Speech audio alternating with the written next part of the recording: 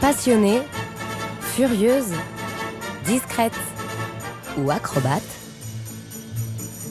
tout le monde connaît l'instrument iconique de la musique classique. Mais si la baguette est aussi profondément ancrée dans nos imaginaires que le nœud papillon ou la queue de pie, difficile pourtant de comprendre à première vue de quelle façon la magie opère. Comment le chef d'orchestre réussit-il à façonner le son d'un simple coup de baguette?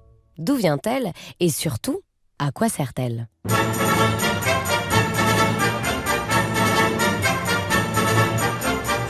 Si, comme moi, vous avez toujours pensé que la baguette de chef d'orchestre était vieille comme le monde, eh bien sachez-le, vous vous trompez.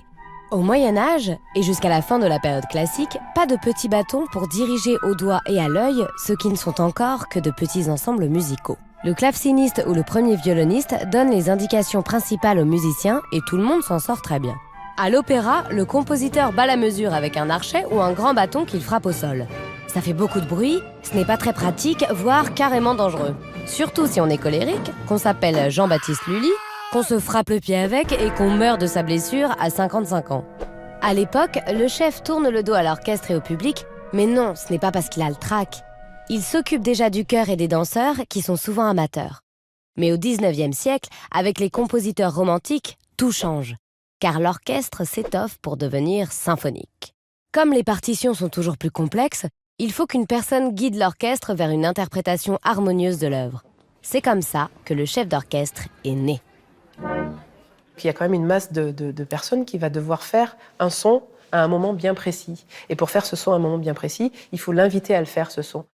Pour pouvoir se repérer dans un morceau, on le découpe en mesures. Chaque mesure compte plusieurs temps. Concrètement, ce que la baguette apporte, c'est de savoir où on en est dans la mesure. Admettons qu'il y ait 4 temps dans une mesure. C'est un schéma à 4, c'est 1, 2, 3, 4. Les premiers temps de chaque mesure, que ce soit 1 temps, 2 temps, 3 temps, 4 temps, c'est toujours le temps qui est en bas et au milieu. Et on essaye de surfer autour de ce temps-là. Et on sait que quand on arrive sur ce temps, on a changé de mesure, en fait. Si un musicien est perdu ou s'il ne l'a pas joué depuis longtemps, les gestes du chef vont lui permettre de lui donner le rythme d'un seul coup d'œil. Voilà, n'oublions pas de vibrer. Waouh! Donc ça peut être très très lent, donc le bras est tranquille. Ça peut être très lent et très petit, ça dépend de la nuance. Et on est tranquille. On a toujours le schéma. Et ça peut être très rapide aussi, on peut accélérer. Et là, on va très vite, on va très fort. Forcément, on peut être très expressif avec une baguette, mais on peut aussi rajouter de l'expressivité à la main gauche si on veut quelque chose de différent.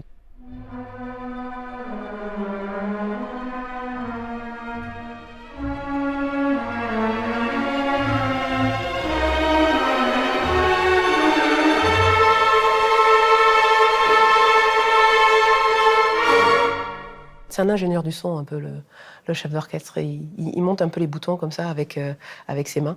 Ça a l'air plutôt facile vu comme ça. Mais le rôle du chef ne se limite pas à donner la mesure et les nuances principales. Depuis les années 1850, c'est un véritable artiste qui propose son interprétation sensible et personnelle de l'ouvrage. L'idée du chef, c'est d'amener son idéal artistique.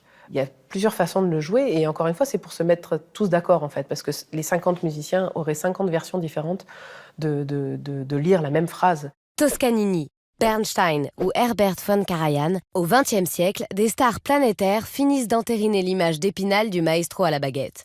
Mais finalement, est-ce qu'elle est vraiment indispensable cette baguette? Oh que non. Non. Moi d'ailleurs, très souvent, je dirige sans. Je la prends quand l'orchestre me le demande ou le plateau me le demande ou quand il y a vraiment des conditions qui font que ça sera quand même plus clair par rapport à l'éclairage, par rapport à la grandeur de la salle, de la scène. Mais moi, j'aime beaucoup travailler le son avec les mains, en fait, avec toutes les mains et le corps. Bref, qu'il utilise ses mains, ses yeux ou n'importe quoi d'autre, le chef d'orchestre communique le génie d'une œuvre et il n'est pas prêt de disparaître. L'essentiel, c'est de transmettre une émotion. Et pour cela, avoir une tête, c'est peut-être pas si mal.